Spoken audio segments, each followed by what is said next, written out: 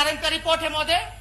क्या रिपोर्ट है कि 15 साल में बिहार का सबसे खराब प्रदर्शन रहा।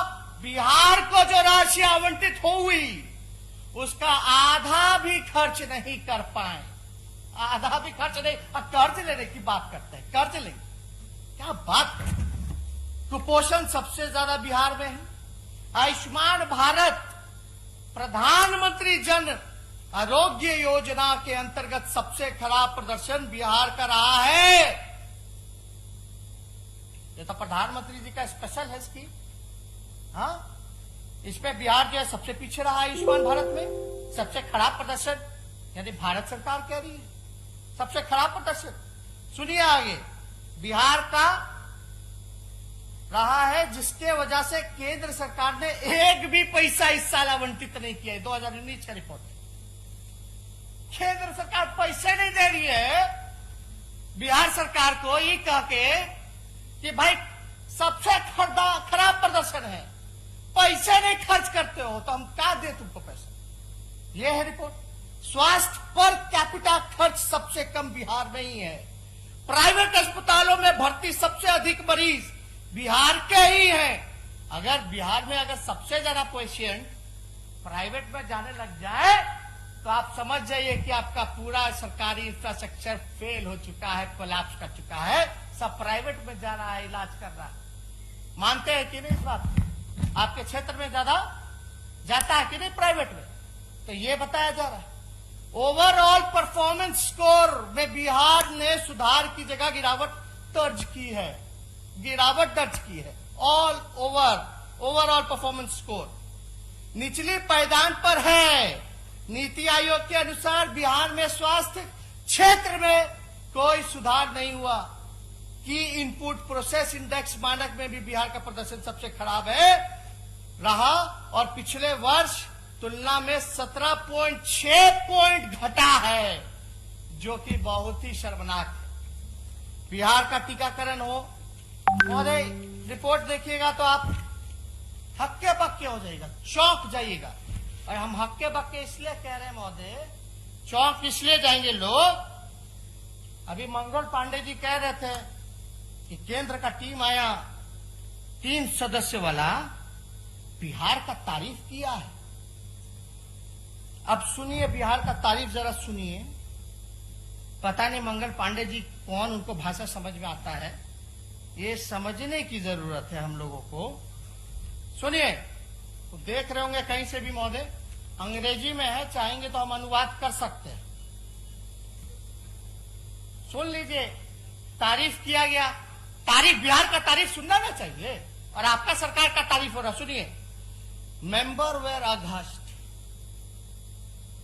हक्के बक्के हो गए जितने मेंबर थे। भयावह स्थिति देख के what they saw in Patna as they visited multiple hospital, जब आए देखे बहुत सारा अस्पताल तो हक्के बक्के हो गए। Including bodies of COVID-19 patients lying unattended on beds and in corridors. आए तो देखे भाई अस्पताल में लाश जो है बेड पे पड़ा है, बालकनी में पड़ा है, कॉरिडोर में पड़ा हुआ, हक्का बक्का हो गया। भाई ये COVID-19 का पेशेंट है, महामारी जो चल रहा है, कोई पूछने वाला नहीं। आगे सुनिए, विथ अटेंडेंस ऑफ पेशेंट, यानी उसके जो रिश्तेदार थे, moving in and around the COVID-19 ward without any restriction. जो उनके परिजन थे वो अंदर बाहर घुस करके बेचैन थे, बुला रहे थे, पुकार रहे थे, चीख रहे थे, लेकिन कोई पूछने वाला नहीं था। दूसरा सुनिए, द डॉक्टर्स महोदय, the doctors are not going near the COVID-19 patient.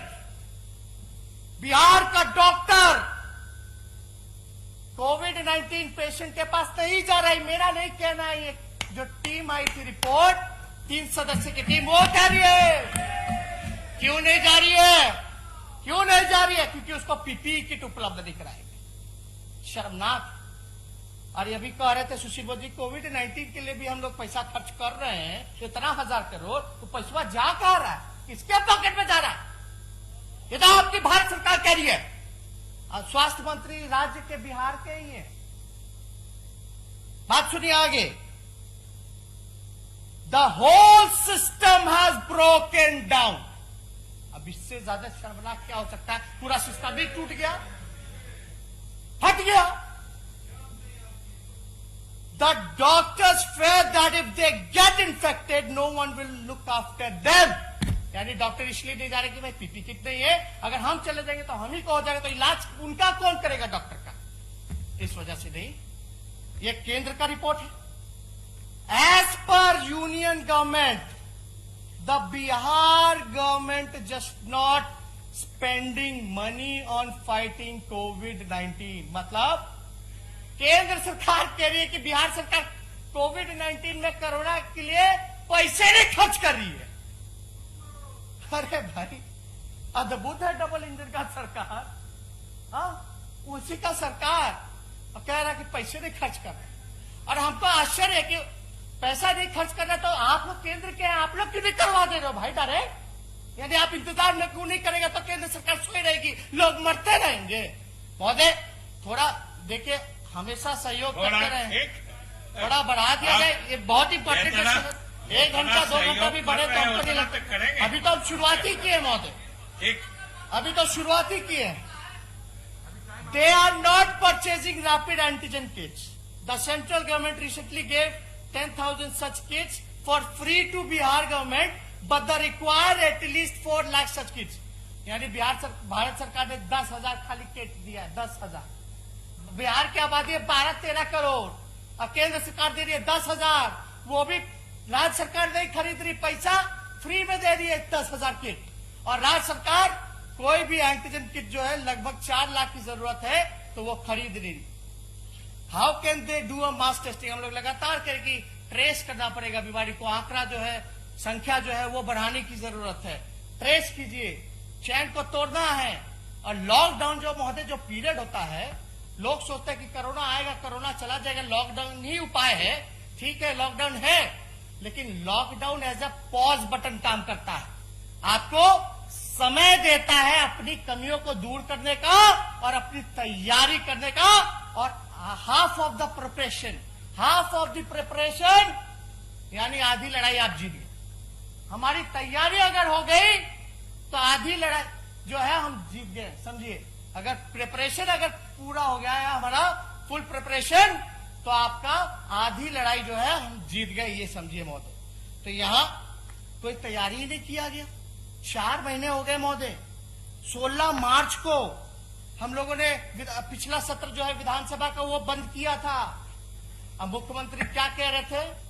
Mask मत लगाइए, मास्क मत लगाइए। जो बेचारा बांट रहा था उसको भी डांट फटकार दी। इसीलिए कहते हैं दूरदर्शिता की कभी हम लोग शुरू दिन से कह रहे हैं मास्क बांटो, सैनिटाइज करो, लेकिन मेरा बतवे कोई नहीं मानता, हमने के बतवे कोई नहीं मानता। ऐसा चलेगा क्या? हम तो आपको सहयोग करना चाह रहे हैं भाई। आप कहें बंद करो तो बंद करो, पॉलिटिकल एक्टिविटी हम बंद कर दिए।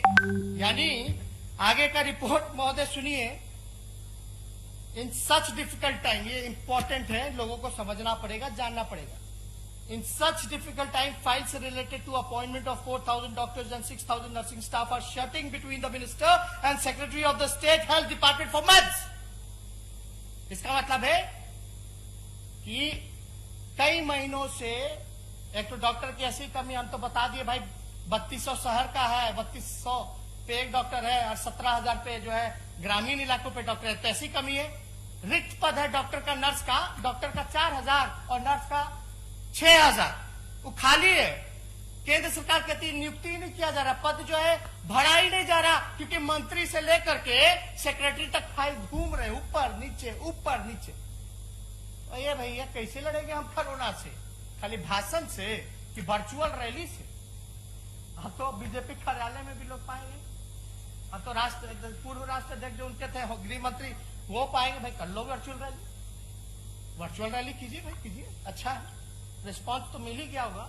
1 लोग 2 लोग 3 लोग, मतलब भी जान जाइए वर्चुअल रैली का क्या है। हम लोग वर्चुअल और डिजिटल का इस्तेमाल कर रहे हैं कोरोना के लोगों को मदद पहुंचाने का, मजदूर को मदद पहुंचाने का, बाढ़ के लोगों को मदद पहुंचाने का। तो ये लोग वर्चुअल रैली करें, हमको वोट चाहिए, वोट दे दो 15 साल इस पे होगा काम। शर्म आता है महोदय, हम क्या क्या नहीं बोले। अब सारा डेटा अगर देखिएगा तो सर्च रेट जो है बिहार का 5 गुना बढ़ चुका है। 5 गुना बढ़ चुका है सर्ज रेट। बढ़ने का दर को सर्ज रेट कहते हैं महोदय। 5 गुना बढ़ गया। पॉजिटिविटी रेट जो है 12.80 है, 12.80%। सबसे ज्यादा देश में आपका पॉजिटिविटी रेट है, सबसे ज्यादा पॉजिटिव पाया जा रहा है बिहार में, सबसे कम टेस्ट होने के बावजूद। और आप देखिए नंबर ऑफ डेथ्स 225 है। आप जुलाई का हम खाली बोल रहे हैं, जुलाई का इंक्रीज इन फेटालिटी रेट जो है 4 गुना बढ़ गया। डिक्लाइन इन रिकवरी रेट यानी 11.50 है, वो आपका डिक्लाइन हो गया रिकवरी रेट। हम तो कह रहे संख्या जैसे बढ़ाओगे वैसे आपका रिकवरी रेट जो कम होगा। अब हमको एक चीज बताइए, बिहार सरकार बोलती है बिहार का लोग रिकवर कर रहा है, बहुत बड़ा उपलब्धि हो गया बोलती है ना। अब ये आंकड़ा कह रहे हैं यानी टेस्ट की संख्या बढ़ाई गई, टेस्ट की संख्या बढ़ाई गई तो पॉजिटिविटी रेट भी बढ़ गया, मृत्यु दर भी जो है वो इंक्रीज हो गया और रिकवरी रेट में भी डिक्लाइन आया। तो हम तो बोल रहे हैं शुरू से जिस दिन 1 लाख कराओ पता चल जाएगा। दिक्कत क्या है महोदय कि ये लोग जो डाटा को मैनिपुलेट कर रहे हैं, डाटा को मैनिपुलेट कर रहे हैं। अब देखिएगा स्वास्थ्य मंत्री जी आए, उनका स्वागत है, बड़े भाई हैं, हम पूरा सहयोग करेंगे इनको। ठीक, धन्यवाद महोदय। मंगल पांडे जी आए हैं, मुख्यमंत्री जी सुन रहे होंगे। हम पूछना चाहते हैं कि भाई सुशील मोदी जी तो भाग गए। सुशील मोदी जी कहते हैं कि ट्वीट करते हैं, ये कौन से तारीख को ट्वीट करते हैं? 7/7/2020 6:25। दूसरी तरफ रोजाना 9,000 से ज्यादा सैंपल लिए जा रहे हैं। यानी सुशील मोदी कह रहे कि 9,000 सैंपल लिए जा रहे हैं महोदय। और आप देखिएगा जो आंकड़ा जो सामने आया है महोदय, हम आपको बता दें। 7 जुलाई को उप मुख्यमंत्री सुशील मोदी ट्वीट करके कहते हैं कि 9,000 से ज्यादा जांच हो रही है, जबकि उसी दिन बिहार सरकार के अधिकारी प्रेस रिलीज जारी करके कहते हैं कि 5,168 जांच होने की पुष्टि की गई थी। अरे भैया किसका आंकड़ा माने? स्वास्थ्य विभाग का माने, डिप्टी सीएम का माने कि केंद्र सरकार का माने? किसका आंकड़ा हम लोग मानेंगे भाई? आप देखिएगा आंकड़ा का एक एग्जांपल देंगे। आंकड़ों की हेराफेरी कैसा हुआ है। दिनांक 31/7/2020 की जारी की कोविड बुलेटिन में कुल एक्टिव केसेस की संख्या 50,987 है। दिनांक 1/8 को 2020 की जारी की कोविड बुलेटिन में कुल एक्टिव कॉजेज केसेस जो है उसकी संख्या 54,508 है। यानी 31 तारीख को जो रिपोर्ट जो जारी किया गया उसमें 50,987 और 1 तारीख को जो किया गया वो 54,508। यानी मतलब 24 घंटे में नए मरीज की संख्या 3,521 की आई, लेकिन इसको बताया गया 2,502। मेरे एमएलए एमएलसी जो जांच कराने 20 दिन से रिपोर्ट ही नहीं आ रहा, ऐबे ने किया। और अद्भुत तो तब लगता है, मान लीजिए मंगल पांडे जी अपना टेस्ट नहीं कराया अब तक, उनका भी रिपोर्ट पॉजिटिव आ गया। कई बिहार में कई जिलों में हुआ, जिसने अपना टेस्ट नहीं कराया उसका रिपोर्ट कैसे आ सकता है, चाहे नेगेटिव हो या पॉजिटिव? नहीं अभी समय दे दिया जाए। मेरा रिपोर्ट कहाँ मिला है? मेरा रिपोर्ट कहाँ नेता प्रतिपक्ष को मिला? झूठ बोल रहे हैं। मेरा रिपोर्ट कहाँ नेता प्रतिपक्ष को मिला, जरा बताएं। आपका नहीं बोल रहे, जब आपका समय आएगा तब बोलिएगा। आपने अभी बोला कि मंगल पांडे का रिपोर्ट आया। एग्जाम्पल उदाहरण हेल्थ मिनिस्टर जवाब दीजिएगा बाद में।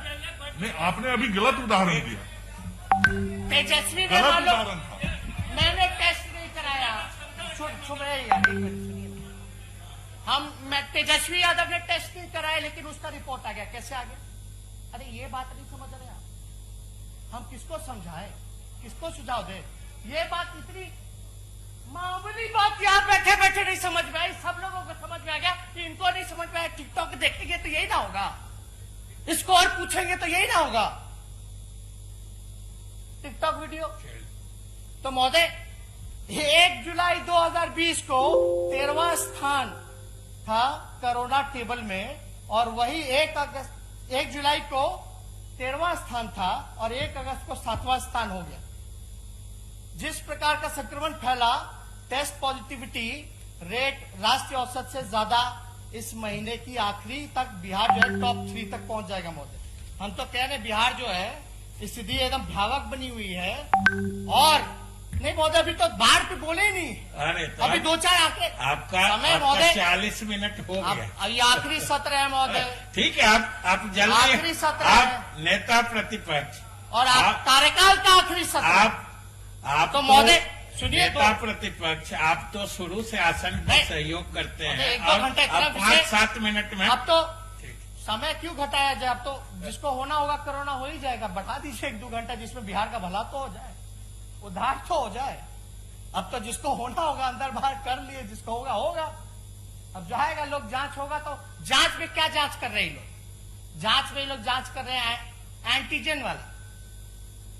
एंटीजन का जो एक्यूरेसी है वो ऑथेंटिक नहीं है। किसका है? आरटीपीसीआर का। ये लोग जो है आज बड़ा गर्व से कहेंगे 30,000 35,000। वो टेस्ट का क्या मतलब है जब उसका रिपोर्टें जो है ऑथेंटिक नहीं आता है?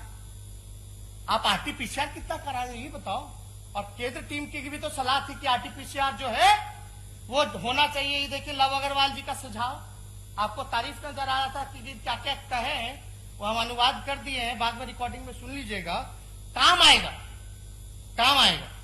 तो हम ज्यादा महोदय स्थिति जो है बद से भयावह कह देखिए। पहला बिहार राज्य है महोदय कि जहां तीसरा प्रधान सचिव मिला है। तीसरा प्रधान सचिव मिला। कोई राज्य है क्या जहां प्रधान सचिव भी शायद बदला गया हो? मतलब चेहरे पे धूल है और आईना बदलते जा रहे हैं। हाँ, यही बात हो गई। बताइए, ये स्थिति बनी हुई है महोदय। और हम तो ज्यादा कुछ टेस्टिंग वगैरह के बारे में नहीं कहेंगे, लेकिन आपसे इतना जरूर हम चाहेंगे महोदय, सबसे छोटे सदस्य हैं पूरे हाउस में, सबसे छोटे सदस्य हैं और लगातार जो है हम लोगों के ऊपर कटाक्ष किया जाता है। और हम तो भाग्यशाली हैं कि सुशील मोदी जी जैसे अनुभवी नेता जो हैं, हमसे बुजुर्ग जो हैं, वो डायरेक्ट हम पे कटाक्ष करते हैं। हम तो भाग्यशाली हैं ना, हम तो भाग्यशाली हैं महोदय कि वो कटाक्ष करते हैं। और लेकिन आचरण थोड़ा देखना चाहिए कुछ लोगों को। कुछ लोग तो डायरेक्ट कहते हैं, लेकिन कुछ लोग जो है कहलवा देते हैं। लेकिन सबसे छोटे हम हैं। हम तो सब लोगों का सबके प्रति सम्मान है सब लोगों का। लेकिन ये सरकार में बैठे हुए लोग क्या बोलेंगे जब 15 साल कुछ उपलब्धि ही नहीं रहा, कोई अचीवमेंट ही नहीं है, कोई सकारात्मक काम ही नहीं किया हो, तो ये लोग हम पे ही ना कटाक्ष करेंगे। हम तो क्रिटिसिज्म से भागते नहीं, हम तो अपनाते हैं। लेकिन हाँ, जनता के हित में हो, पॉजिटिव हो, सकारात्मक हो, ये हम चाहते हैं महोदय। अब देखिएगा वो लोग जो है भूत का बात करता है, पास्ट का बात करता है, हम भविष्य की बात करना चाहते हैं, हम फ्यूचर की बात करना चाहते हैं। लेकिन उन लोगों को इतिहास के बासी पन्ने जो है उनको मुबारक हो। इतिहास के बासी पन्ने मुबारक। ज्यादा कुछ नहीं, अथल पुथल उल्टा फुलटा जो है लोग बोलते रहे महोदय। लेकिन अब हम लोगों को मिलकर के समय आ गया है कि सकारात्मक राजनीति करें, विकास के प्रति हम लोग सोचें, गुड एजुकेशन सिस्टम बनाएं, अपना बेहतर अस्पताल बनाएं। ये होना चाहिए महोदय। भगवान ने तो हमको सब कुछ दिया, हमसे ज्यादा भाग्यशाली कौन हो सकता है जिसके माता पिता दोनों मुख्यमंत्री रहे हो? और हमारी कोई चाह भी नहीं, हमारी कोई चाह नहीं। हम नेता प्रतिपक्ष भी हो लिए, डिप्टी सीएम भी हो गए, और डिप्टी सीएम तो हमारे मुख्यमंत्री जी के कृपा से ऑपोजिशन लीडर भी हो गए। यानी ये जो 5 साल का जो कार्यकाल जो हुआ, हमको जो अनुभव है वो लगभग 20 साल का हो गया। जहां सीबीआई केस हुआ, ईडी केस हुआ, आईटी केस हुआ, डिप्टी सीएम बने, विपक्ष के नेता बने, और कई ऐसे जो यहाँ सदस्य बैठे हैं उनसे भी हमको सीखने का मौका मिला। तो हम सब लोगों को धन्यवाद भी देंगे महोदय। चलिए, नहीं अभी महोदय थोड़ा सा कंक्लूड कर दीजिए। कांग्रेस के और माले के लोगों ने भी समय दिया, आपको लिख के दिए हैं। आप थोड़ा 5-5 मिनट उन लोगों से मिल जाए तो 10 मिनट हो जाएगा महोदय। अब वो मिला के भी खत्म हो रहा है। लेकिन महोदय हमारी नीति और सिद्धांत में थोड़ा इन लोगों से अंतर है महोदय। हम टिकाऊ हैं, लड़ाकू हैं, और ये लोग बिकाऊ हैं और डरपोक हैं। महोदय, अब क्या क्या नहीं हम बोले, लेकिन 15 साल में 57 घोटाले हुए। एनसीआरबी में जो है बिहार का अपराध का आंकड़ा जो है 15 सालों में बढ़ता जा रहा है, 4.5 गुना जो है अपराध बढ़ गया 2005 से। ये एनसीआरबी मेरे अंदर तो नहीं है, 57 घोटाले हुए, लेकिन किसी पे कार्रवाई नहीं, किसी पे कुछ नहीं होता है महोदय। और हम तो लगातार ये कहते हैं कि भाई सुशांत सिंह का सीबीआई जांच हो तो रामाशय कुशवाहा का भी सीबीआई जांच हो। जो मर्डर हुआ था, रामाशय कुशवाहा मर्डर जो गोपालगंज में हुआ था, उसका भी सीबीआई जांच होना चाहिए। हाई कोर्ट के ऑर्डर के बाद भी गिरफ्तार नहीं हो पाए कुछ लोग, ये भी होना चाहिए महोदय। अब महोदय ज्यादा कुछ नहीं कहेंगे। बाढ़ को लेकर के अगर हम चर्चा करें तो लगभग 14 से 15 जिले जो है बाढ़ से प्रभावित हैं। 113 प्रखंड, 1060 पंचायत, लगभग 54 लाख आबादी इससे प्रभावित है। बाढ़ से जो घर बार डूब गया, कुछ नहीं है, सब लोग जो रोड पे आकर के रह रहे हैं। हम जा सकते हैं, पीड़ितों से मिल सकते हैं। अभी हम मधुबनी गए, दरभंगा गए, चंपारण गए, तिरहुत का गए, गोपालगंज की स्थिति आप देख लीजिए, छपरा प्रमंडल देख लीजिए, भयावह स्थिति बनी हुई है महोदय। लेकिन अभी तक जो है मुख्यमंत्री हमारे कहने के बाद जो एक हेलीकॉप्टर जाता है। अब तो मुख्यमंत्री जी को डर है कोरोना का, तो भाई हेलीकॉप्टर तो है ना, पायलट है, वही बैठ के चल जाते। अब तटबंध है, वो टूट रहा है, चंपारण का हो, सारण का हो, पुल पुलिया टूट रहा है, अप्रोच रूट टूट रहा है, लोगों को खाने की व्यवस्था नहीं कराई गई है। और 54 लाख प्रभावित हुआ है आबादी महोदय। मात्र राहत शिविर 19 लगाया गया है और 1385 कम्युनिटी किचन, यानी आप इंतजाम कर सकते हैं केवल 29,000 लोगों का। तो ये कहां से रिकवर कीजिएगा 54 लाख? ज्यादा से ज्यादा राहत शिविर चलाना चाहिए। कटे पुल जो है यातायात कैसे हो, तैयार हो, उस पे होना चाहिए। और हमने मांग भी की थी, जितने बाढ़ पीड़ित लोग हैं उनके खाते में डालिए 20-20 हजार रुपया, प्रति व्यक्ति डालिए 20-20 हजार रुपया। पैसा तो आप लोग खर्च ही नहीं कर रहे, जा कर है, किसी को समझ में नहीं आ रहा है महोदय। इसलिए हम लगातार ये कहते रहे हैं कि बाढ़ जो है भ्रष्टाचार, मतलब बाढ़ जो है उसको नियंत्रण करना चाहिए था, तो ये लोग निमंत्रण दे रहे। प्रोएक्टिव काम करना चाहिए था। बाढ़ आ जाएगा तो हाथ पर हिलाएंगे। अरे भाई पहले आपकी व्यवस्था क्या थी, क्या तैयारी थी? कैंप लगाते, सूखा जगह पे ले जाते, खाने पीने की व्यवस्था कराते, इलाज की व्यवस्था कराते, मवेशी का चारा का व्यवस्था कराते। अभी इतना बड़ा आबादी जो है, दरभंगा हो, मधुबनी हो, शिवहर हो, आपका सीतामढ़ी हो, पूरा चंपारण, बेतिया हो, बगहा हो, गोपालगंज हो, छपरा का इलाका हो, मुजफ्फरपुर का इलाका हो, और भी छूट गए होंगे, लेकिन सब लोग जो है प्रभावित हो रहे हैं महोदय। अब तो गंगा का भी जल स्तर बढ़ रहा है। लेकिन आप एक बात जानते हैं, आपदा आती तो कितना लोग को बिहार में पता है कि आपदा मंत्री कौन है? कोनो नामो जानता या देखा भी आपदा के घड़ी में? ऐसे तो नहीं देखता, कम से कम आपदा के घड़ी भी तो मौका मिल जाता, पता चल जाएगा। कितना विधायकों को नहीं पता होगा कि आपदा मंत्री कौन है। ये सच्चाई है। एक भी बैठक में हमने नहीं देखा मुख्यमंत्री जी के साथ। मंगल पांडे जी धन्यवाद देते कि 4 महीने में आप पहली बार गए थे एनएमसीएच, 4 महीने बाद आपको याद आया एनएमसीएच जाना, पीपी किट पहन करके। नेता प्रतिपक्ष को तो अभी तक याद नहीं आया। मुझसे उम्र में 20 साल छोटे होंगे।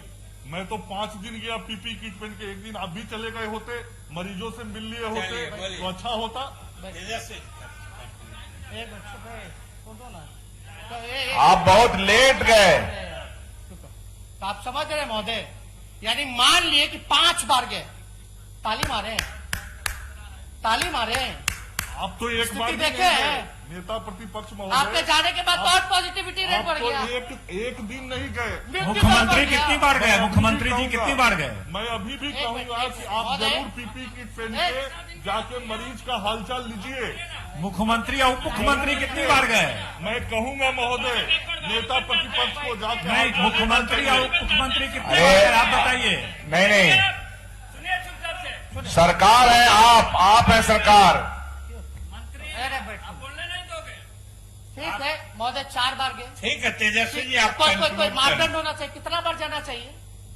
कितना बार जाना चाहिए? बोलिए बोलिए तेजस्वी जी, आप अपनी बात समाप्त हमसे करें। पूछ भी रहे हैं आपस और में मैं बोलता हूं, आपस में बातचीत जैसे कहने का सिलसिला मत मंगल करें। पांडे जी से मेरी कोई दुश्मनी हो ही नहीं सकती है किसी भी विषय में।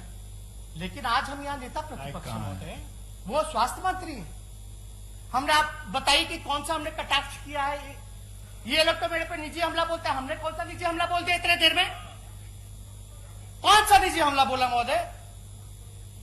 4 बार गए, 5 बार गए, कब गए? तो 4 महीना बाद गए। ठीक, तो महोदय कंक्लूड करेंगे, ठीक है, conclude कर लीजिए। 2-4 मिनट ज्यादा हम नहीं लेंगे महोदय। हम आपको बताएं कि हमारा जो एक्सपीरियंस लगभग जो है, जो 5 साल में 20 साल का हो गया अनुभव हमको। तो महोदय हम तो गंगा और गंडक की मिट्टी में पले बड़े, और महोदय माता पिता ने बिहार की जनता का दर्द बांटना हमको सिखाया। हम वो काम कर रहे हैं, चाहे पीड़ितों के बीच जाना हो या ना जाना हो, या कुछ गलती भी हुई तो उसको हम सुधारने की कोशिश की। लेकिन बात होती कि ये लोग तो गलती मानते ही नहीं है। इन लोगों से आज तक 15 साल में कोई गलती हुई नहीं है, कोई गलती नहीं हुई, कोई गलती नहीं। चाहे बालिका गृह मुजफ्फरपुर हो या कुछ हो, कोई गलती नहीं हो सकता आप लोगों से। सृजन घोटाला हो, नहीं हो सकता। गलती हम ही लोग से हो सकता है ना। हम ही लोग गाली खा रहे, ठीक है। सीबीआईडी हम ही पे मुकदमा करेगा, ठीक है। हम पे करा या किसी और पे करा, परिवार के लोगों पर। आप लोग पे कितना 57 घोटाले हो गए, कितना लोग पे हुआ, कितना लोग पे हुआ, कितना लोग पे हुआ? कोई आंकड़ा बता दे तो? कोई नहीं बता सकता महोदय। हालांकि जितना इन लोगों का आलोचना का महोदय धार तेज होगा, उतनी ही मेरी रफ्तार तेज पकड़ेगी बहुत। तो हम ज्यादा कुछ नहीं कहते हुए सारी विषयों को लाए हैं हम लोग, लेकिन बाद में पन्नी हो या कुछ हो, कुछ कहाँ मिलता बोल है ही चुके तो महोदय। हम बस इतना चाहते हैं, हम लोगों ने जो भाषण जो है सरकार का सुना था पिछले सत्र में, आपको बताए हैं। हम कौन से सत्र में सुने थे? 16 तारीख को सुने थे हम लोग। मुख्यमंत्री जी वीडियो कॉन्फ्रेंसिंग भी आप कराए महोदय 40 दिन बाद, 45 दिन बाद।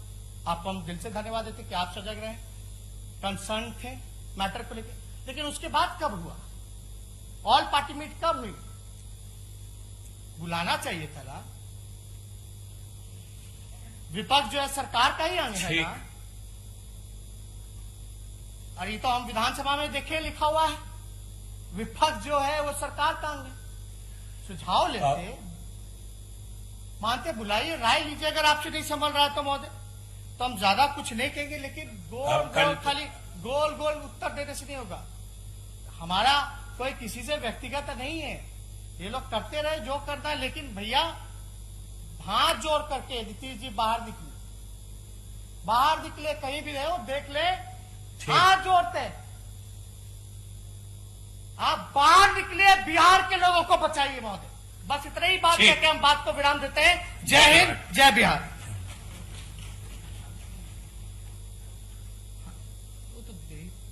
अब श्री मेवालाल चौधरी।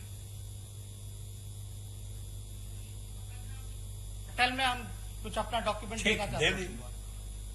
नेता प्रतिपक्ष महोदय जो कागजात या अपना लिखित वक्तव्य दे रहे हैं, वो कार्रवाई का हिस्सा बनेगा। नेता प्रतिपक्ष करीब 50 मिनट बोल गए। जो समय निर्धारित था उसके हिसाब से राजद, कांग्रेस और सीपीआई में। ठीक, अभी तो समय है, हम कहाँ कर रहे हैं। श्री मेवालाल चौधरी। अध्यक्ष महोदय, आपने मुझे मौका दिया आज कोरोना के बारे में बोलने के लिए। महोदय, हम थोड़ा सा साइंस की थोड़ी बात कर देते हैं। हम लोग कोविड-19 की बात कर रहे हैं। ये पूरे विश्व का ऐसा वायरस है जो सिंगल स्टैंडर्ड आरएनए वायरस है। केवल श्री मेवालाल जी, आप 10 मिनट में घड़ी देख के स्वयं समाप्त कर दीजिएगा सर। और अपना माइक ऑफ कर दीजिए। सर, तो ये सिंगल स्ट्रैंडेड आरएनए वायरस है। अध्यक्ष महोदय, ये बड़ा हाईली म्यूटेट करता है, वेरिएशन बहुत जल्दी करता है। जैसे ही एक इन्वायरमेंट से दूसरे इन्वायरमेंट में जाएगा, ये इसकी वेरिएशन होती रहती है। इसलिए इसको हम लोग कहते हैं बड़े हाईली म्यूटेट हैं। और सौभाग्यवश जो भी म्यूटेशन हो रहा है, अभी तक जो भी वैज्ञानिक रिपोर्ट कर रहा है अध्यक्ष महोदय, वो विरुलेंसी उसमें धीरे धीरे कम होते जा रही है। अध्यक्ष महोदय, यहाँ पे एंटीजन और आरटीपीसीआर की बात की गई है। एंटीजन एक क्विक टेस्ट है जो एंटीबॉडी को इंडिकेट करता है कि आदमी के शरीर में उस वायरस का एंटीबॉडी डेवलप हो गया है। और आरटीपीसीआर एक बड़ा कॉम्प्लिकेटेड प्रोसेस है अध्यक्ष महोदय। उसके लिए हम लोग ब्लड का सैंपल लेकर के आरएनए आइसोलेट करते हैं, आरएनए आइसोलेट करके प्राइमर डिजाइन करते हैं। प्राइमर डिजाइन करने के बाद उसको हम लोग मैग्नीफाई करते हैं। महोदय, ये सारी बातें साइंस की हुई। हम थोड़ी सी बात करना चाह रहे हैं महोदय कि जब ये कोविड-19 पूरे विश्व में महामारी है, ये कोई बिहार की बात नहीं है, पूरा विश्व इससे तबाह है, पूरा विश्व इससे जूझ रहा है। बट जो इंतजामात बिहार में किया गया आदरणीय मुख्यमंत्री जी के द्वारा, वो महोदय जरूर सदन के सामने रखनी चाहिए। महोदय, जब फर्स्ट लॉकडाउन हुआ, जितने भी हमारे श्रमिक भाई दूसरे राज्य में थे, मुख्यमंत्री जी के प्रयास से, केंद्र सरकार के प्रयास से हम लोग सभी श्रमिक को हम लोग बिहार लाए। हम उनके क्वारंटाइन का ब्लॉक स्तर पर इंतजाम किए। शायद पूरे देश का ये पहला मुख्यमंत्री हमारे बिहार के थे जिन्होंने पूरे क्वारंटाइन सेंटर को वीडियो कॉन्फ्रेंस के माध्यम से अपने से मॉनिटर करते थे। सभापति महोदय, अगर कोई भी मुखिया राज्य का अगर अपने से किसी चीज का मॉनिटर करते हैं तो वैसे चीज में गति आ जाती है और उसका जो एडमिनिस्ट्रेटिव होता है कंट्रोल, वो अच्छी तरह से हो जाती है। महोदय, इतना ही नहीं महोदय, जितने भी श्रमिक भाई यहाँ पे आए, उनका इंतजाम खाने का, रहने का, जो भी इंतजाम हो सरकार के द्वारा किया गया था। महोदय, हमको याद है Nobel laureate professor Abhijit Banerjee ने कहा था कि कोरोना के चलते देश के आबादी का एक बड़े हिस्सा आर्थिक व्यवस्था में खराब स्थिति में आने की संभावना है। वैसे स्थिति में ये अच्छा होगा कि देश के आबादी के एक बड़े हिस्से के हाथों को सीधे पैसा पहुंचाया जाए। और मुझे खुशी है सभापति महोदय कि हमारे मुखिया आदरणीय नीतीश बाबू ने ये फैसला लिया कि जितने भी प्रवासी मजदूर बाहर से आ रहे हैं उनके हर एक अकाउंट में हजार रुपये सीधे उनके अकाउंट में ट्रांसफर किया गया ताकि उनको किसी तरह का परेशानी नहीं हो। महोदय, कोरोना के समय हमारे जितने भी सामाजिक पेंशनधारी थे, जितने भी स्टूडेंट्स थे जिनकी छात्रवृत्ति रुक गई थी, जितना फसल क्षति किसान को हुआ था, मुझे खुशी है महोदय कि सामाजिक पेंशन, सुरक्षा पेंशन भी उनको दिया गया और सरकार अपने कोष से तकरीबन 1000 करोड़ से ज्यादा सामाजिक पेंशन में पैसा दी। छात्रवृत्ति के लिए तकरीबन 3000 करोड़ से पैसा दिया गया और फसल क्षति मुआवजा के लिए तकरीबन 578 करोड़ रुपया भी किसानों को दिया गया। चूंकि एग्रीकल्चर एक कंटिन्यूअस प्रोसेस है, सालों भर उसमें काम होते रहता है, किसानों को किसी तरह का परेशानी नहीं हो, उनको फसल क्षति का मुआवजा उनको तुरंत उनके अकाउंट में भेज दिया गया। पुनः हमारे Nobel laureate professor Abhijit Banerjee ने यह भी सुझाव दिया था कि जिनके पास राशन कार्ड नहीं हो उन्हें राशन कार्ड भी बनवा दिया जाए। और माननीय मुख्यमंत्री जी ने ये फैसला लिया जो ग्रामीण स्तर पर जीविका दीदी के माध्यम से वैसे लोगों को चिन्हित करें जिनके पास राशन कार्ड नहीं है और उनको राशन कार्ड बनवाया गया। और महोदय, तकरीबन 8,88,000 राशन कार्ड विहीन परिवारों को नए राशन कार्ड बनाए गई, जिसके कारण उन्हें राशन मिला गया। इसके अलावा हमारे मुखिया आदरणीय नीतीश बाबू ने यह भी फैसला लिया, जिन आदमी को किसी कारणवश अगर राशन कार्ड नहीं बनता है उन्हें भी राशन दी जाएगी और उन्हें मुफ्त में राशन दिया जाएगा। और उनके साथ उनको 1,000 रुपया की भी सहायता दी जाएगी। महोदय, आज के दिन में अभी तक 1,35,00,000 राशन कार्ड धारी को बैंक खाते में तकरीबन 1,000 रुपया भेज दिया गया है। मुख्यमंत्री जी ने श्रमिक भाइयों के लिए रोजगार की व्यवस्था का भी योजना बनाई। रोजगार नीति में भी कुछ फैसला लिया गया और उन्होंने कहा कि हम उन लोगों को आवश्यकता अनुसार उनके स्किल मैपिंग करेंगे, उनकी दक्षता को पहचान करके उनके अनुसार उनको हम रोजगार प्रोवाइड करेंगे, हम लोग उनको रोजगार भी देंगे। और रोजगार सृजन हेतु लगभग 43,11,000 योजना के अंतर्गत अब तक सभापति महोदय 2,52,00,000 से ज्यादा मानव दिवस यानी ह्यूमन रिसोर्स डेवलप मानव दिवस सर्जित किया गया। महोदय, आज अब तक 2,64,000 नए जॉब कार्ड बन चुके हैं।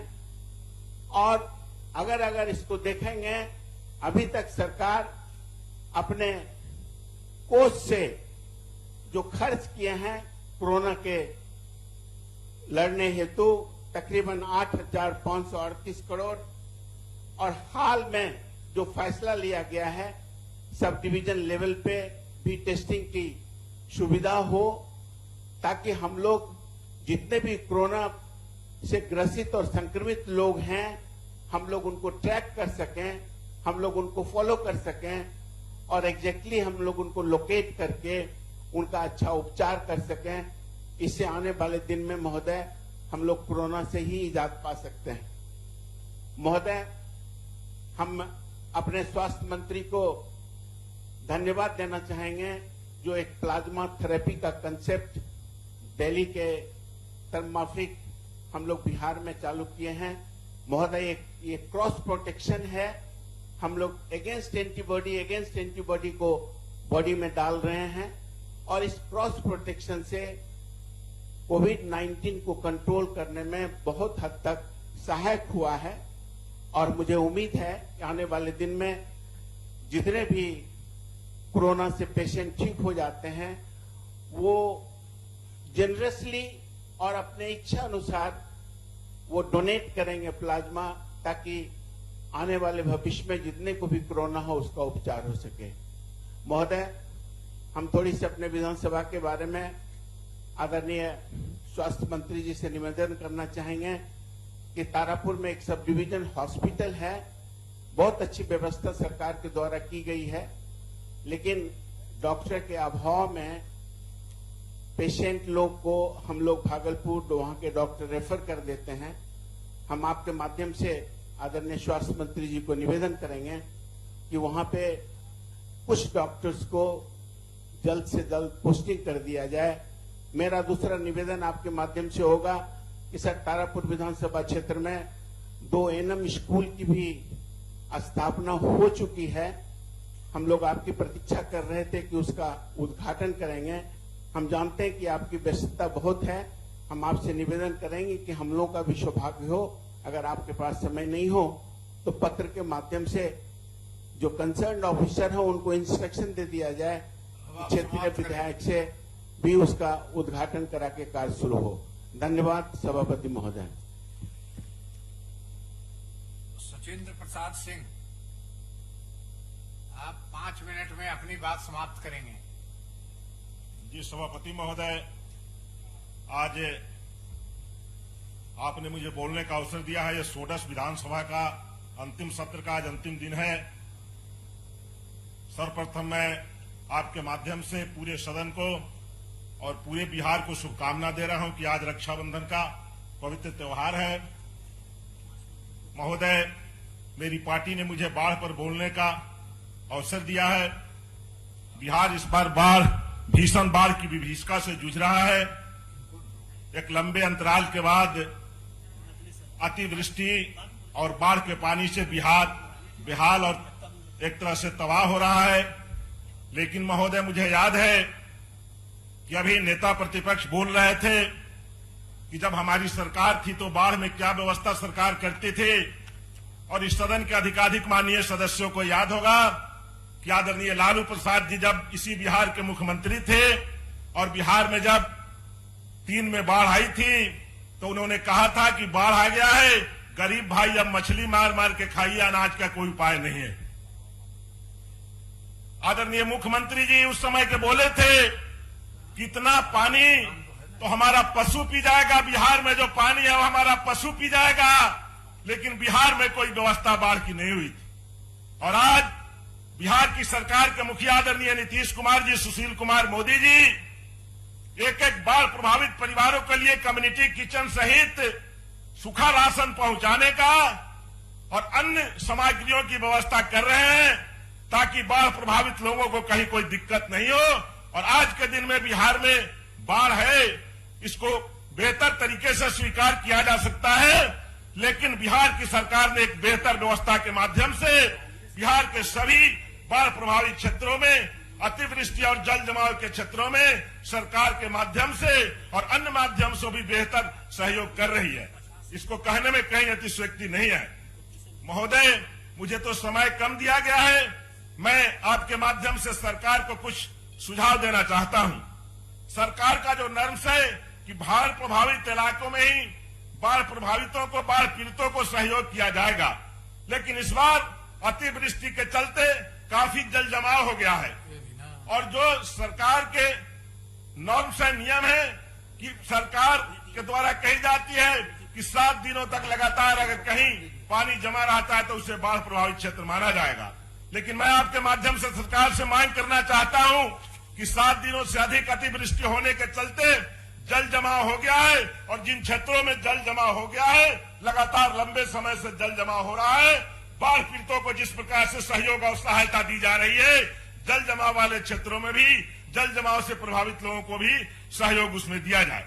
महोदय, मैं आपके माध्यम से कहना चाहूंगा कि बाढ़ प्रभावित क्षेत्रों में फसल सहयोग के रूप में, फसल क्षति के रूप में धान के फसल की क्षति के लिए तो किसानों को भुगतान किया जाता है।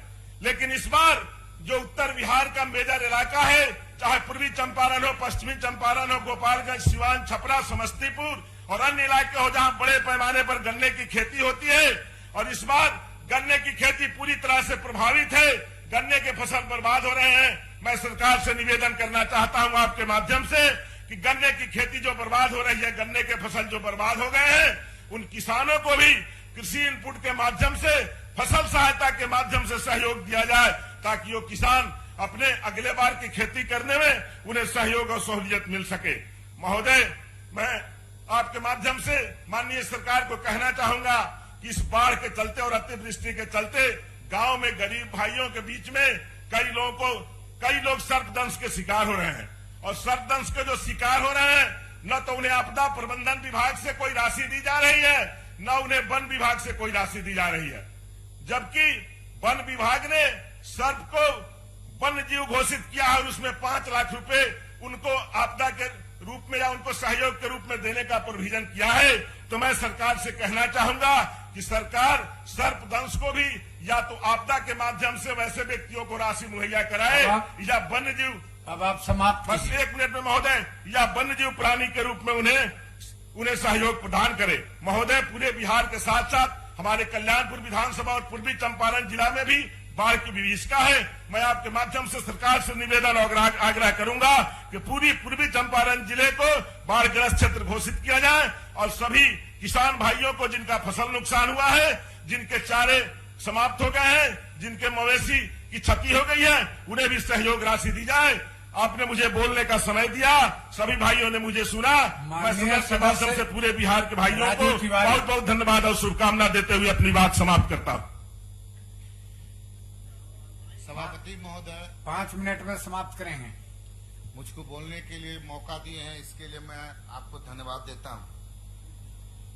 सभापति महोदय, आज बिहार बाढ़, बारिश और कोरोना से करा रहा है। एक तरफ हम पूर्वी चंपारण जिले से आते हैं, जहां गंडक में नेपाल से भारी बारिश की तबाही हम लोग झेल रहे हैं, और हमको लगता है 20 से 25 दिन में लगातार बारिश की वजह से भी जो बांध से इधर हम लोग हैं, उधर भी फसल डूब गया है। बाढ़ के पानी और बारिश के पानी में कोई अंतर नहीं है। महोदय, मेरे ही विधानसभा क्षेत्र में इस बार बुजुर्ग से हम बाढ़ की विभीषिका जब इस समय थी, दुर्भाग्य से गोपालगंज का बांध टूट गया, नहीं तो हम लोग क्या बांध से करीब 1 बित्ता पानी ऊपर आ गया था, जिसको गांव के नौजवान, मैं धन्यवाद देता हूं अपने क्षेत्र के नौजवानों का, जो बोरा के ऊपर बोरा रख करके और मिट्टी साइड में डाल करके बांध को बचाए। मैं आपके माध्यम से सरकार का ध्यान आकृष्ट कराना चाहता हूं कि ऐसे नौजवानों को भी चिन्हित किया जाए जिन्होंने अपने गांव का बांध बचाया।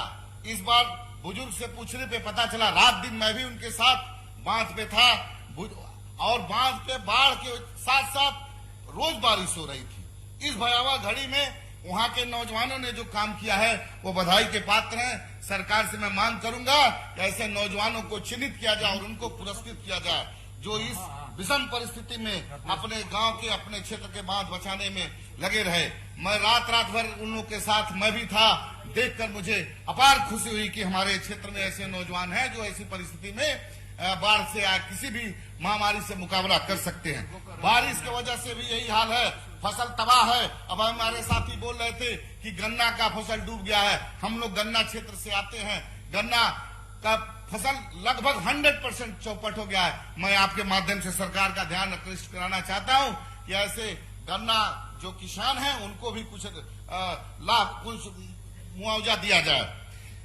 बारिश पूरा मेरा विधानसभा अरेराज प्रखंड, पहाड़पुर प्रखंड और संग्रामपुर प्रखंड लगभग बारिश और बाढ़ के पानी से डिस्टर्ब है।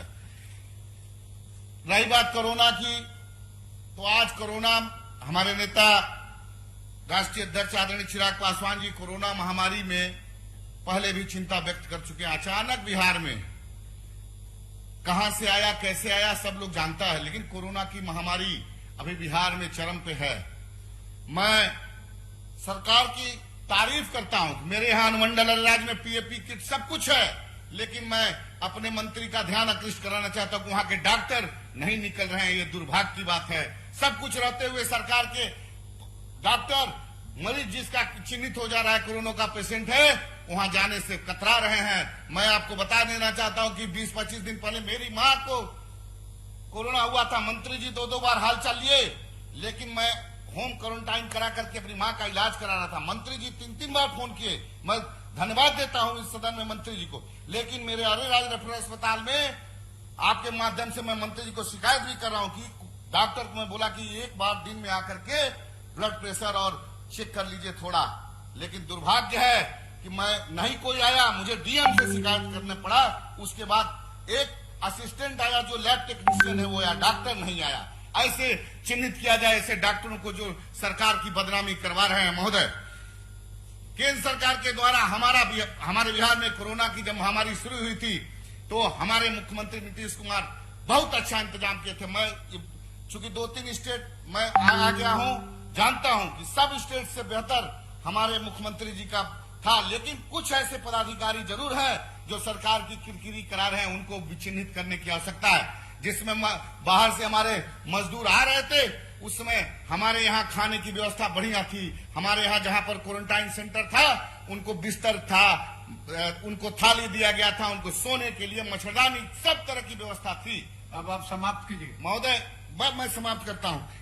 बाढ़ की विभीषिका में मैं 1-2 चीज अपने राय देना चाहता हूं अपने आपके माध्यम से सरकार को, कि हमारे यहाँ डुमरिया घाट पुल है, करीब उसने 20 पाया है, लेकिन वहां जाकर के मैं स्वयं देखा कि 4-5 ही पाया से पानी डिस्चार्ज हो जा रहा है। वहां पर गाद हो गया कि क्या हो गया, मैं समझता हूँ सरकार उस पर ध्यान दे। पानी का डिस्चार्ज जब तक नहीं होगा, नेपाल से पानी आएगा और हम लोग हमेशा, हमारा जिला हो या गोपालगंज जिला हो, हमेशा बर्बाद होते रहेंगे।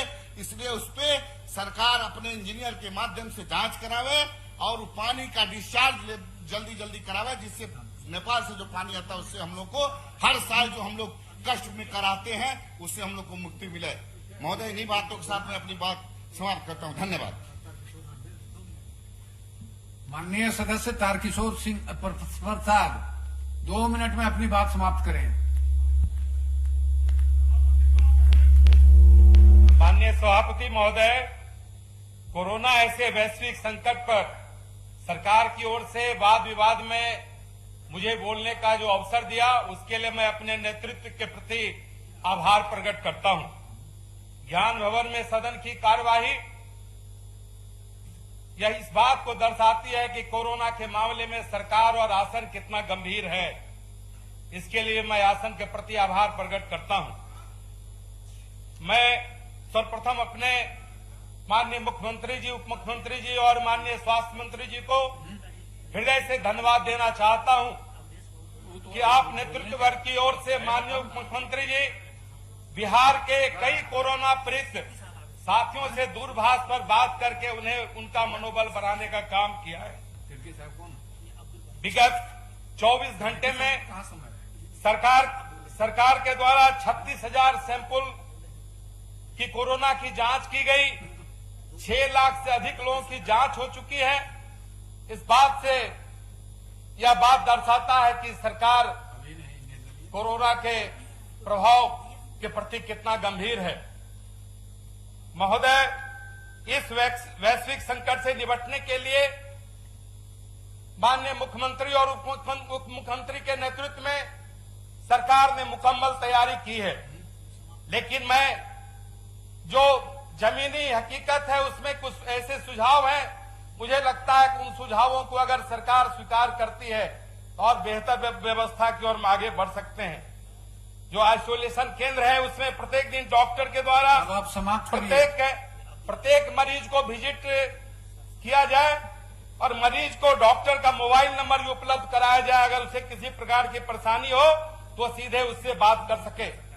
जो वार्ड है उस वार्ड में डॉक्टर का मोबाइल नंबर भी उसमें स्टिक किया हो, जिससे कि वो सीधे अपने डॉक्टर से बात कर सके।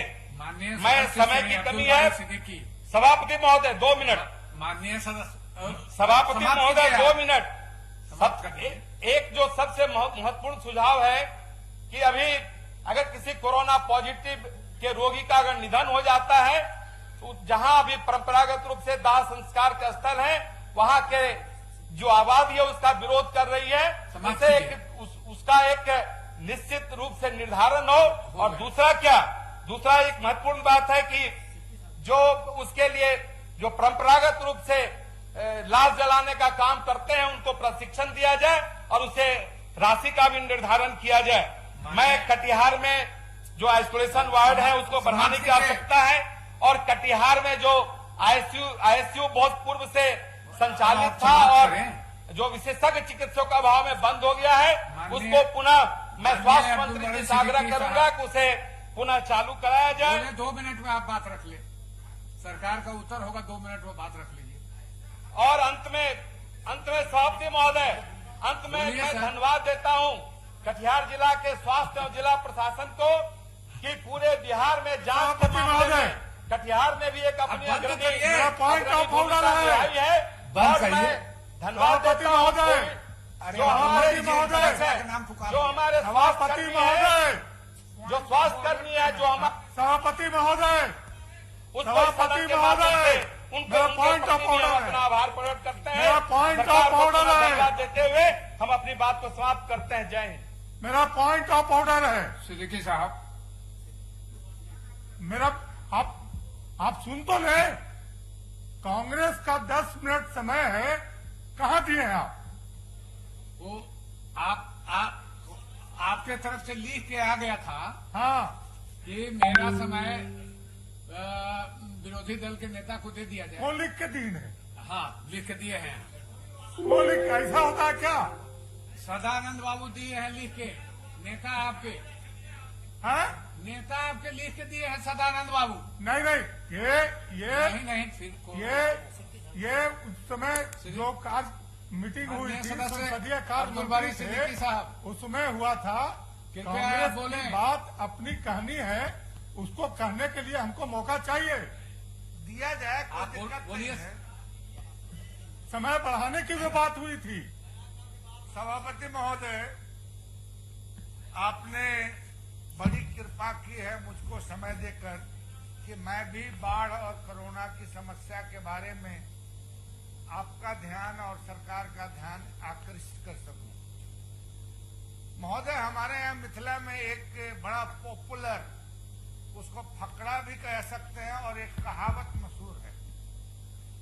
वो कहावत है कि मैथिली में बोलते हैं कि थेथरा रे थेथरा की करे छी, लाज जूता खाई छी नीके रही छी। ये हमारे यहाँ मिथिला में ये है महोदय।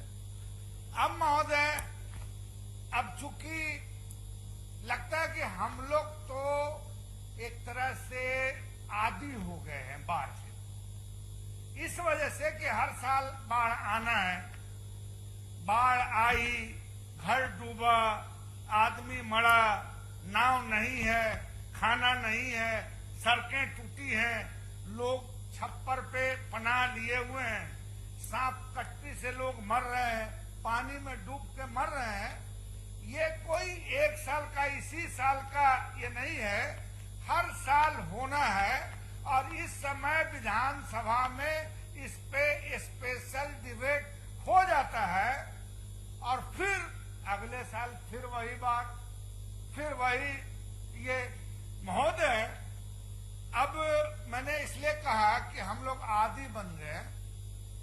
अभी तो ऊपर नीचे दोनों सरकार, और हमारे माननीय मुख्यमंत्री जी अक्सर कहते रहे हैं, और यह बात सही भी है कि इस बार तो वर्षा हुई है, जिसके वजह से भी नदी में उबाल आ गया। मगर हमारे यहाँ महोदय, जब नेपाल पानी छोड़ता है तो हमारे यहाँ बारिश नहीं होने के बावजूद हम जो है बाढ़ पीड़ित हो जाते हैं।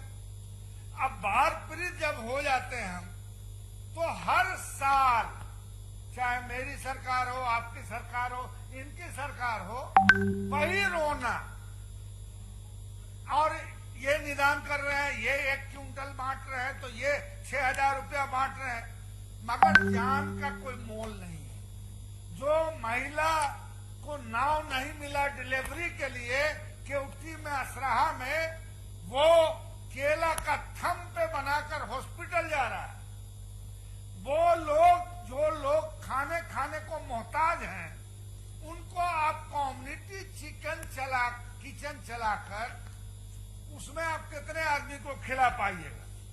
महोदय, यह माननीय मुख्यमंत्री ने भी यह मुद्दा उठाया है, हम लोग भी उठाते रहे हैं कि हमारे यहाँ जो बाढ़ आती है वो नेपाल के द्वारा जो पानी ओवरफ्लो किया जाता है या छोड़ा जाता है बराज के द्वारा, तो हम हर साल जो रोड बनाते हैं, स्कूल बनाते हैं, दूसरा इंफ्रास्ट्रक्चर का जो काम करते हैं, वो नेपाल का पानी लेके हमारा डूब जाता है। तो अब तो सरकार है केंद्र की और बिहार की भी, और हमेशा हमारा जो बना या जो ध्वस्त हो जाता है, उसकी क्षतिपूर्ति न केंद्र सरकार करती है न कोई दूसरा करता है। महोदय, अब मैं बता दूं आपको महोदय, बहुत संक्षेप में, कि अभी जो बाढ़ आई है पूर्वी चंपारण में, पश्चिम चंपारण में, गोपालगंज में, सीवान में, सारण में, वैशाली में, मुजफ्फरपुर में, शिवहर में, सीतामढ़ी में, मधुबनी में, दरभंगा में, शिवहर, सुपौल, सहरसा, पूर्णिया, अररिया, किशनगंज, खगड़िया, पूर्णिया, समस्तीपुर, कटिहार आदि। महोदय, अब इसमें जो लोग मर गए, कितने लोग प्रभावित हैं, किस रूप में प्रभावित हैं।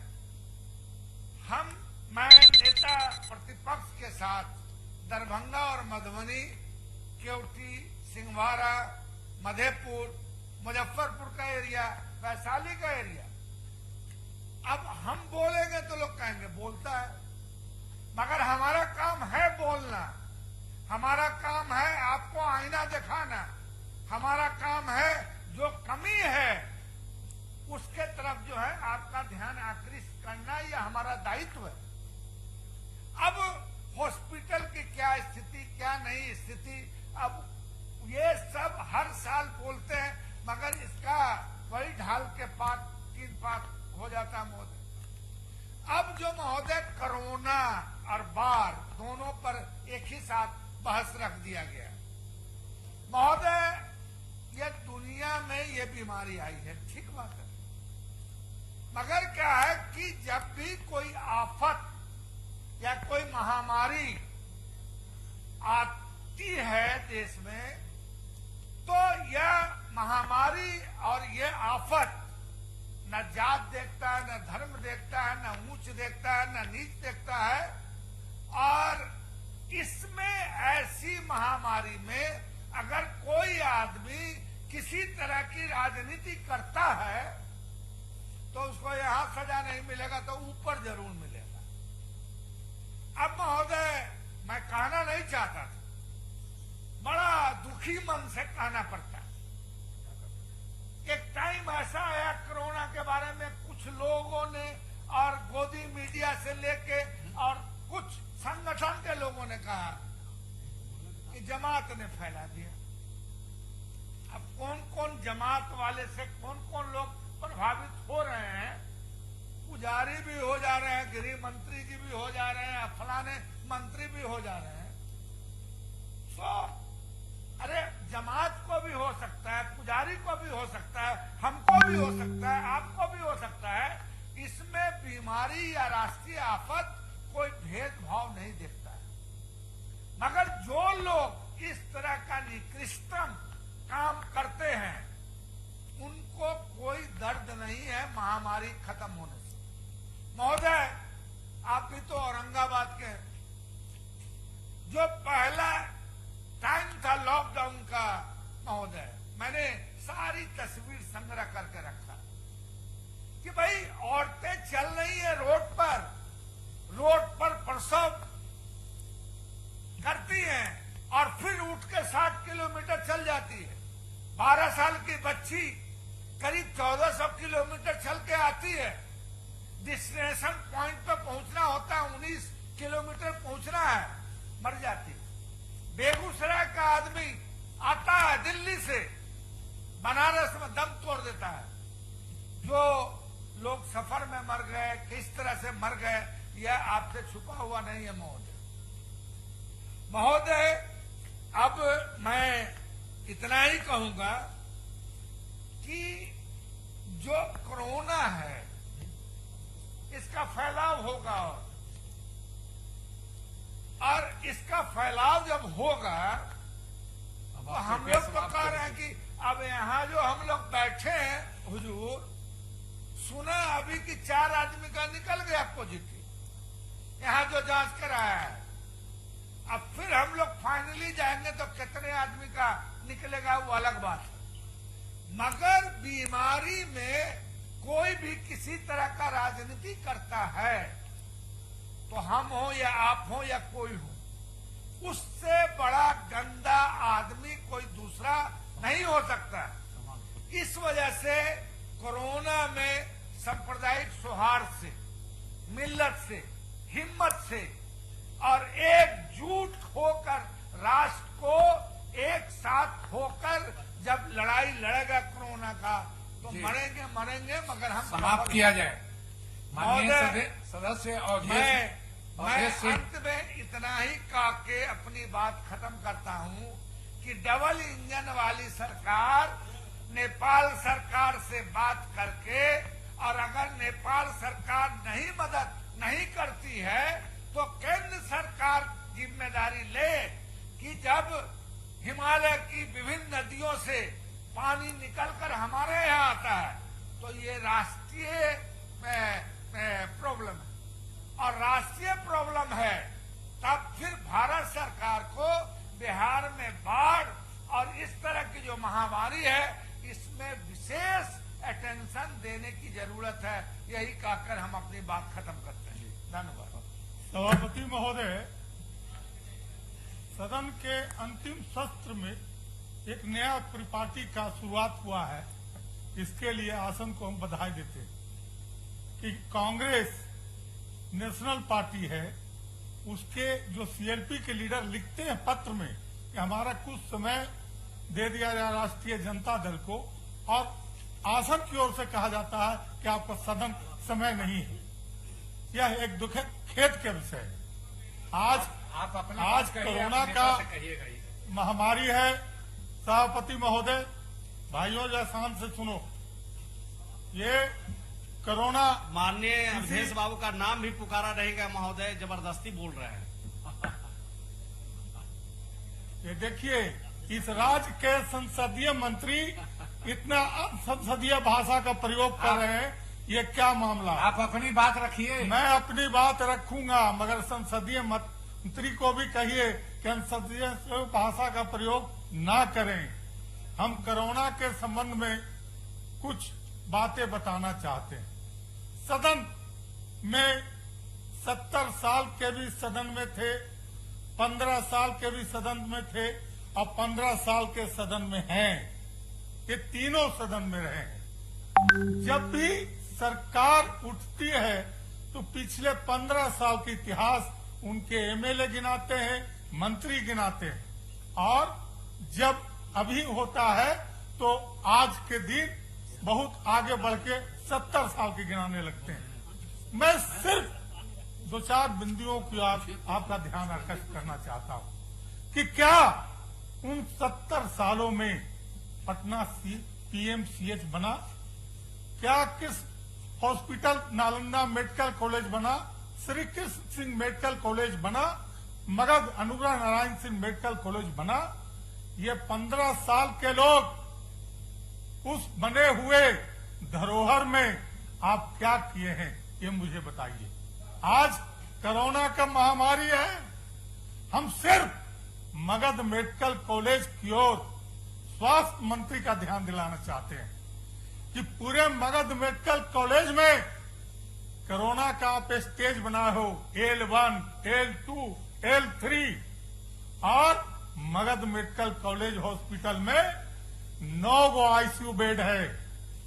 4 जिले हैं, वहां का मंत्री हैं प्रेम कुमार जी, झेल रहे हैं। बगल में औरंगाबाद, अरवल, नवादा, जहानाबाद के गरीब मजदूर किसान पीड़ित होकर आ रहा है और उसकी इलाज नहीं हो रही है।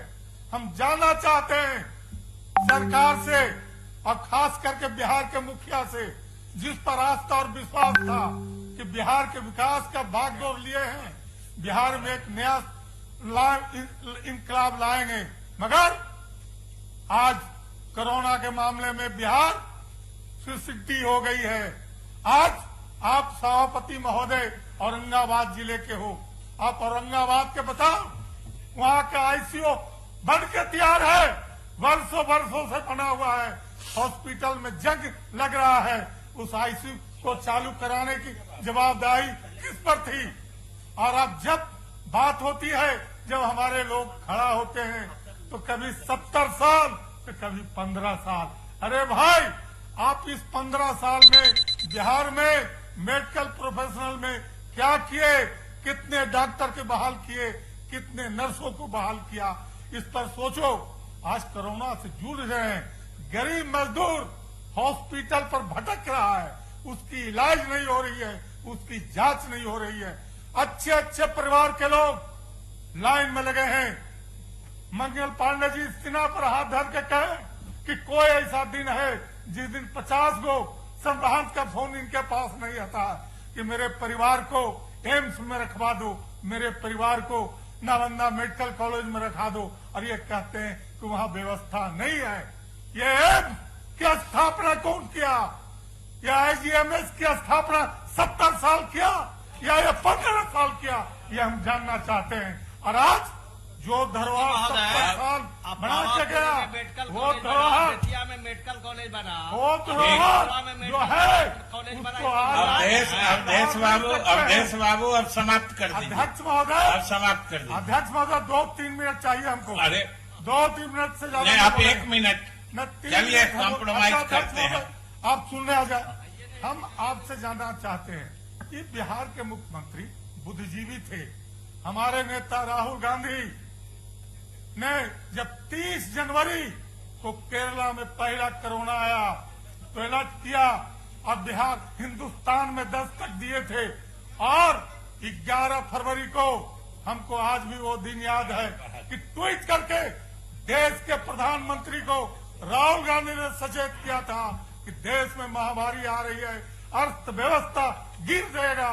और आज हम बिहार से मुख्यमंत्री से जानना चाहते हैं, आप दूरदर्शी मुख्यमंत्री थे, अगर 11 फरवरी के उस ट्वीट को अगर आप संज्ञान में लिए रहते मुख्यमंत्री जी, तो आज बिहार में यह हालत नहीं होती। मैं मंगल पांडे जी से मात्र कहना चाहता हूं, हो गया 1 मिनट। सुन लिया जाए अध्यक्ष महोदय, आज गया में लोग मर रहे हैं। मानपुर पटवा टोली में हम नाम गिनाते हैं, प्रेम कुमार जी वहां के विधायक हैं, ईमानदारी से बताएं कि कितने हमारे समाज के लोगों की मौतें हुई हैं। उन मौतों के लिए आज तक आपने उसको सूची में सुन लिया जाए अध्यक्ष महोदय। चलिए, अब समाप्त करिए। सूची अब में स्थान ग्रहण नाम करिए। नहीं है। अध्यक्ष महोदय थोड़ा रहम कीजिए। अरे, आज हम कर रहे हैं, आप कर रहे हैं, हम करके ही कहते हैं, बैठ जाइए। नहीं राम किया जा रहा है। आप सुन लिए अध्यक्ष महोदय कि बिहार में बाढ़ आया, बाहर महागठबंधन के समय में महागठबंधन के तमाम मंत्री हर जिले में बैठे हुए थे और बाढ़ से जूझ रहे थे। कटिहार के हम प्रभारी मंत्री हैं, पक्ष और विपक्ष दोनों विधायक यहाँ बैठे हैं। उस बाढ़ में गांव में हेलते थे, पानी में हेलते थे और उन मजदूर किसान गरीबों को मदद करते थे, किचन चला रहे थे। और आज चलिए, आज अब बात है अध्यक्ष महोदय कि रोम जल रहा था और नीरो ठीक हो रहा था। ठीक, बिहार अब विमर्श बिहार का मुख्य समाप्त हुआ। बिहार के स्वास्थ्य विभाग अब सरकार, अब बैठ जाइए अवधेश जी, बैठ। अब माननीय सदस्यगण, अब सरकार का उत्तर होगा। माननीय मंत्री हम लोगों का क्या हुआ महोदय CPIML महोदय? अरे आप लोग समय दे दिए हैं नेता प्रतिपक्ष को, लोग का समय कट गया है। महोदय मैंने कहा कुछ समय ठीक है। संसदीय कार्य मंत्री महोदय मामला को महोदय अध्यक्ष महोदय, मैं अवधेश बाबू बोल रहे थे। हाँ, ठीक। महोदय आप उनकी बातों को भारी कर दिए। महोदय CPIML को टाइम दिया जाए महोदय। समय कट गया। महोदय क्या बोल रहे हैं? आपका 1 मिनट टाइम है, बोलिए। 1 मिनट बोलिए। महोदय अब बात सीधे जो चाहते हैं सो बोलिएगा, भूमिका नहीं स्वास्थ्य। बांधिएगा। महोदय कोरोना प्रवासी मजदूर पर की गंभीरता, कोरोना के खतरा को देखते हुए हम सब विधायक ने 243 सर्वसम्मति से कार्य मंत्रणा समिति में आपने जो बजट सेशन था उसको स्थगित किया और इस कोरोना के ही खतरा को लेकर के ये 4 दिन का जो सेशन था, जनता के 12 करोड़ जनता के सवालों का जवाब जो देना था इस सरकार को, हम ही लोगों ने तय किया, आपने तय किया महोदय कि इसे 1 दिन किया जाए।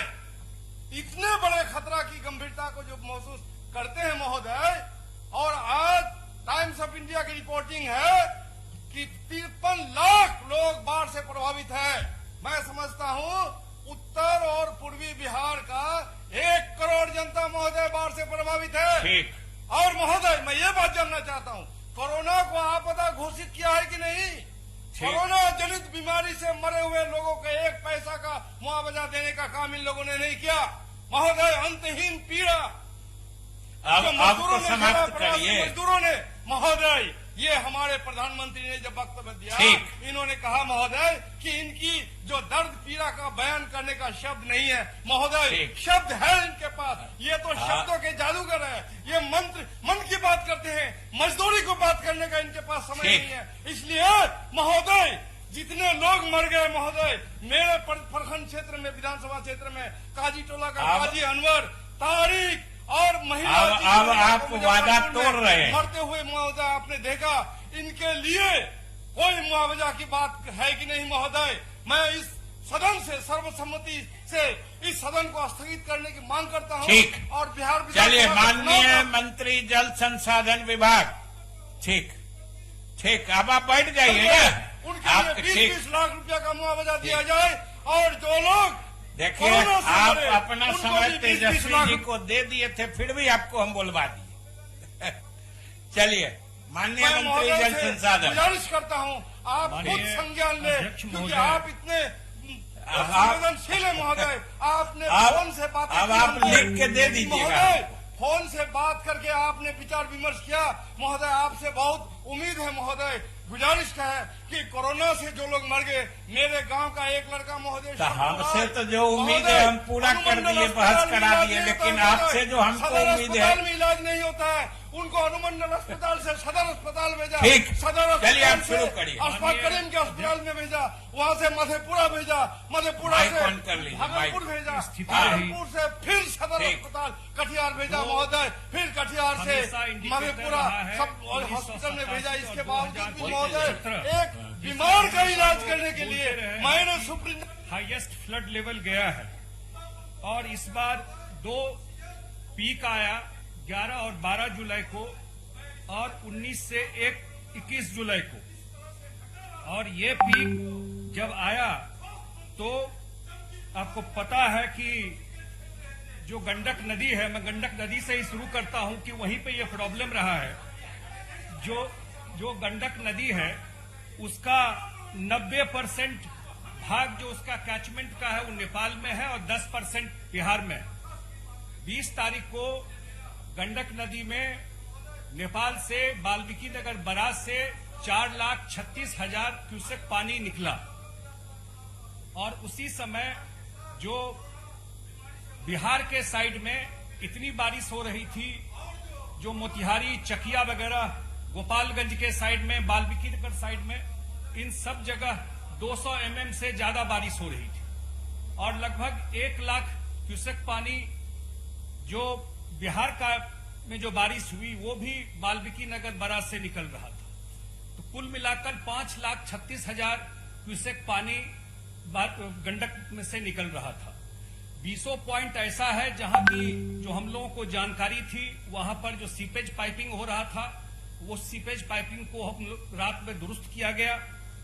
कुछ जगह जो मैं देख रहा था, जो डुमरिया घाट, इसकी चर्चा कर रहे थे माननीय राजू तिवारी जी, डुमरिया घाट में 24/7/2020 को 6 बजे उच्चतम जल स्तर वहां का 2017 में था 64.10, और इस बार 24 तारीख को वहां 64.36 आया, जो 26 सेंटीमीटर ज्यादा था, जो 1 फीट ऊपर पानी जा रहा था।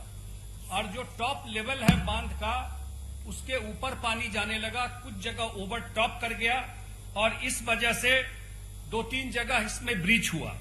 इसी तरह 24/7/2020 को जो रेवा घाट है सारण जिला में, वहां भी 1986 में जो हाईएस्ट फ्लड लेवल था, उसका वो 34 साल का रिकॉर्ड तोड़ते हुए वो 55.41 मीटर को पार करते हुए 11 बजे अपहरण में नया HFL कायम किया 55.46।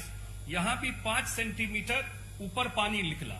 इसमें एक बात जो और हुआ वो ये कि यह उच्चतम जल स्तर 2 घंटे तक लगातार रहा, कांस्टेंट वहीं पर स्टैटिक रहा वो पानी, एवं 38 घंटे के बाद ही पुराना जो उच्चतम जल स्तर था वो उस पे गया। इतना देर पानी अगर रुका रहा तो बहुत जगह सीपेज पाइपिंग का प्रॉब्लम रहा। इतनी बारिश, अब वो तो नेपाल से स्टीप है, ऊपर से पानी गिरता है, यहाँ समतल है, तो इस वजह से 2-3 जगह हम लोगों को प्रॉब्लम हुआ। ये नॉर्मल टाइम भी नहीं था। कोरोना के फेज में जब लॉकडाउन हुआ, जो हम लोगों का फ्लड फाइटिंग का काम होता है, वो काम भी डिस्टर्ब हुआ उस समय। 10, 15, 20 दिन हम लोगों का काम जब तक मुख्यमंत्री जी ने दिया कि ये भी एसेंशियल काम में है और उसको इसमें काम शुरू हो सकता है, उसके बाद हम लोगों ने काम शुरू किया। सारे जगह लॉकडाउन था, सामान का मूवमेंट नहीं हो सकता था, मजदूर नहीं मिल रहे थे। हमारे सचिव हैं वो गुड़गांव, दमन, जहां से सामान आता है एंटी फ्लड फाइटिंग के काम का, वो फैक्ट्री वालों को रिक्वेस्ट करके फैक्ट्री खुलवा करके तब सामानों को मंगवाए वहां से। और जो भी हमारा काम था वो हम लोगों ने उस काम को पूरा किया। 24 जून को सीएम भी जब नेपाल के 2-3 पॉइंट पर, जहां हम लोगों का आपको पता है कि नेपाल के साइड में भी जो फ्लड फाइटिंग का काम है, एंटी इरोजन का काम है, बिहार सरकार करती है। उस साइड में भी हम लोगों को 1-2 पॉइंट पर प्रॉब्लम हुआ। खुद मुख्यमंत्री 24 जून को मधुबनी के जयनगर में गए और उसके बियर पे रख के सारा काम वहां देखे। लास्ट ईयर कमला में बहुत जगह टूट गया था, तो पहली बार हम लोगों ने इस बार कमला में आयरन सीट पाइलिंग का काम किया। वो भी जाकर के देखे कि जहां हैबिटेशन है, जहां गांव है, जहां लोग रहते हैं, तो कम से कम उसके आमने सामने नहीं टूटे, जो कम से कम जान माल की कम क्षति हो। इसी तरह हमारा एक अब संस्था है यहाँ पर जल संसाधन में, जो पहली बार बड़ा इफेक्टिव काम किया वो है FMISC, flood management improvement support centre. और इस बार वो जो डेटा एनालाइज करके देता है, मैथमेटिकल मॉडलिंग से वो सेंटर बना हुआ है, वो 72 घंटा पहले ही हम लोग जिला प्रशासन को भी और जो हमारे विभाग के इंजीनियर है वहां पर, उनको हम लोग उससे अवेयर करा देते हैं कि जो वेदर का क्या कंडीशन होगा। उसका एडवांटेज ये हुआ कि सब जगह अलर्ट होने से जान माल की क्षति इस बार कम हुई। पता था बारिश का तो अपने कंट्रोल में नहीं है, इतनी बारिश हुई, लेकिन ये अलर्टनेस और जो उसका एक्यूरेसी 90% माना गया है। इसी तरह जो 2-3 और जगह है, जो बूढ़ी गंडक है, जो अधवारा ग्रुप का है, जो बागमती का है, इन सब जगहों में आपको अभी भी हाईएस्ट फ्लड लेवल है। जो रोसड़ा के पास अध्यक्ष महोदय, माननीय मंत्री जी को ये भी बताना चाहिए जो कितने लोगों की मौत हुई, आंकड़ा तो बता नहीं रहे हैं, और कितने लोग प्रभावित हुए। महोदय, ये माननीय मंत्री जी। अध्यक्ष महोदय, अभी मंत्री जी ने कहा कि ये जो संस्था है 72 घंटे पहले बताती है और अलर्ट होने के कारण जो है लोगों का जान मान का नुकसान जो है कम होता है और बचाया गया लोगों को, और पिछले बार से आंकड़ा कम है, यही कहा गया ना। नहीं, आप बोले कि जान माल की जो नुकसान होना चाहिए जिस तादाद में उससे कम हुआ है, लेकिन तो आंकड़ा क्या है?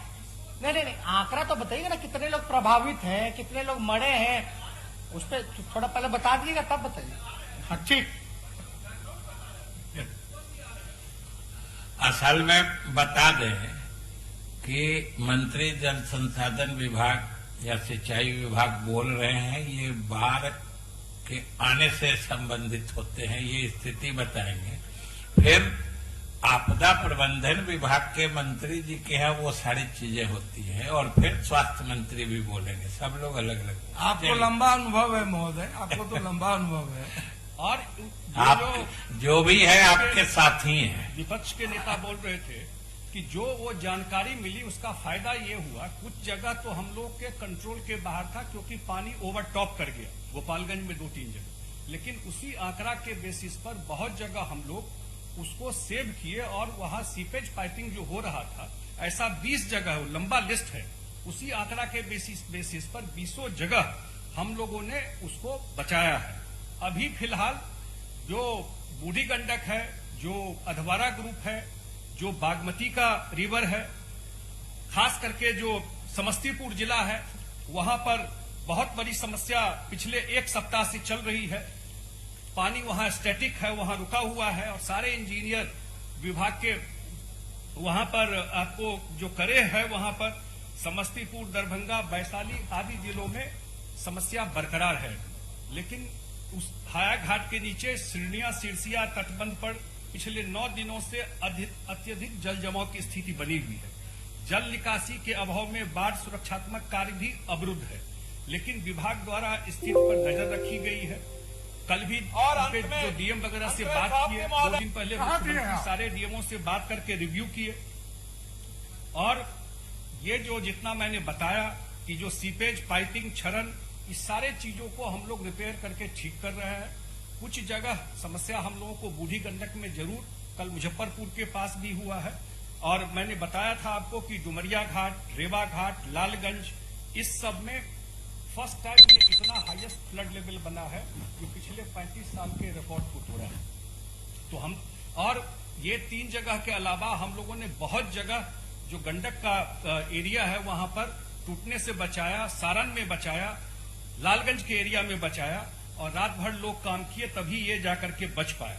और जो समस्तीपुर का भी स्थिति है वहां भी हम लोगों ने अभी तक बचा के रखा है 1-2 जगह। आज अध्यक्ष महोदय, मंत्री जी, अभी क्या है कि बहुत लोग को बचा है, लेकिन हमको लगता है अब तो रिकॉर्ड तोड़ हो गया होगा। जितना तटबंध टूटा है, पुल पुलिया टूटा है, 29 दिन किया हुआ उद्घाटन भी किया हुआ जो नया पुल है हजारों का बनता है वो भी टूट जाता है, अप्रोच रोड भी दह जाता है। हम मंत्री जी से जानना चाहेंगे, हम लोग डिमांड किए थे कि मुख्यमंत्री जी सर्वेक्षण कर ले हेलीकॉप्टर से, फिर बाद में गए हैं। उनसे पहले कितना बार आप लोग ने जाकर के जायजा लिया है? मंत्री जी कितना दिन आप गायब रहे? आप तो मधुबनी और दरभंगा भी नहीं गए, आप तो कहीं नहीं गए। महोदय, ठीक है, मुख्यमंत्री जी आएंगे जवाब देने? हाँ बिल्कुल। नहीं, हम तो जानना चाह रहे कि मुख्यमंत्री जवाब देंगे नहीं देंगे? बोलने दीजिए। नहीं, बाय रोड, नहीं, हमको पता चलना चाहिए। रोड गए 24 जून को जयनगर में जाकर के रिव्यू किया इसी फ्लड का, और जाकर के नेपाल बॉर्डर पे मुख्यमंत्री जी आएंगे, वहां से झंझारपुर गए, आएंगे और आएंगे। बहुत जोर से नहीं है। जो मंत्रियों को बर्खास्त कर देना चाहिए, मुख्यमंत्री बहुत देर से नहीं है। हम लोग चाहेंगे कि मुख्यमंत्री फिर गायब हो गए, मुख्यमंत्री आकर के जवाब दे। ठीक है, बोलिए। अभी आए नहीं, मुख्यमंत्री का वक्तव्य होगा कि नहीं होगा हम लोग जानना चाह रहे हैं, क्योंकि ये जो लोग भ्रष्टाचारी लोग हैं जिसकी वजह से पुल और बांध टूट रहा है, उनका हम लोग भाषण नहीं